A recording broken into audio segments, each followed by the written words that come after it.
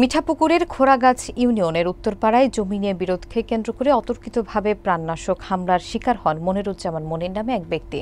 বিস্তারিত থাকছে রিফায়েত ইশতিয়াক হৃদয়ের প্রতিবেদনে।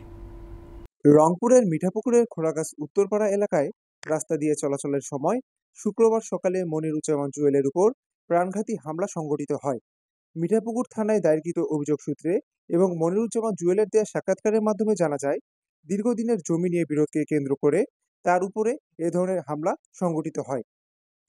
সকাল ৬টা ১৪ মিনিটে আমি আমার ভাতিজির বাড়ি যাই কিছু পয়সা নেওয়ার জন্য। আমার কাছে পয়সা নেই, তো পয়সা নেওয়ার জন্য ফোন করতেছি আর যাইতেছি। ওই মোসাব্বির আমার খালাতো ভাই, আনসার বকশিস দ্বিতীয় ছেলে মোসাব্বির, ওদের সাথে এটা ১৪ সাল থেকে মামলা জমি বিষয়ে বিরোধ নিয়ে মামলা মোকদ্দমা চলছে। এখনো চলমান ৭টা মামলা রানিং চলছে। ইদানিং গত পরশুদিন মনে করো আমার যে ভূদখল জমি, সেখানে জোরপূর্বক যে জমি নিয়ে মনে করো মামলা মোকদ্দমা আছে চলমানে, সেই জমির উপর আবার জোরপূর্বক ঘর ওঠার জন্য মিস্ত্রি লাগিয়ে দিয়ে ঘরে উঠেছি প্রায়। তখন আমি বিকেল ৫টার দিক জানবে সংবাদ পাই, আমরা যাই ওকে জিজ্ঞাসা করি যে তুই এখানে জমির উপর মামলা চলতেছে, তুই আবার মনে করো এবার ধরো ৩বারে আসতেছিস, ব্যাপারটা কি তুই চাইতেছিস কি? সুন্দর ভদ্র ভাষায় সুন্দরভাবে বলতেছি। ইতিমধ্যে যে মনে করো বাবা খোর সঙ্গ ৫-৭ জন, খারাপ সঙ্গ ৫-৭ জন সহ ওরা মনে করো লাঠি ঘুমাইলে মনে করছে যে আমরা পালে আসবো। তো সেদিন গত পরশু দিনের ঘটনা। এখন আমি আমার প্রয়োজনে, আমার কাছে পয়সা নাই বিধায় আমি ভাতিজির কাছে যাইতেছি। আজকে সকালবেলা যাইতেছি, ফোন দিতেছি তো ফোন ধরতেছে না। তার ফোন যেহেতু ধরতেছে না, হয়তো বাইরে বেড়াইছে, তার হাঁটি যাই।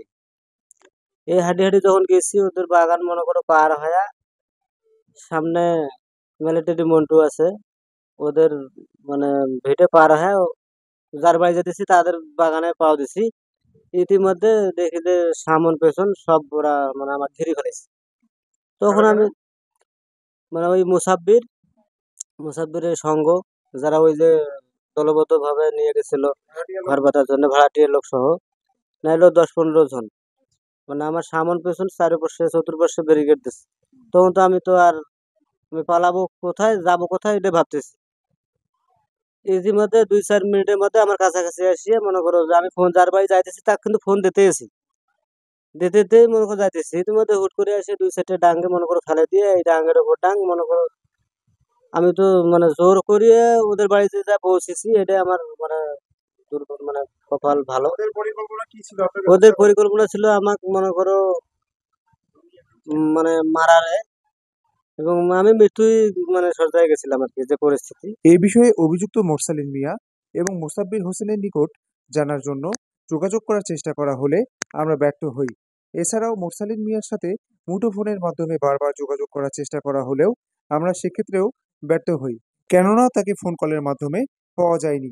এদিকে মিঠাপুকুর থানার অফিসার ইনচার্জ বলেন, অভিযোগ পেয়েছেন এবং তদন্ত সাপেক্ষে আইনি ব্যবস্থা গ্রহণ করবেন। রিফায়েত ইশতিয়াক হৃদয়, চ্যানেল A1।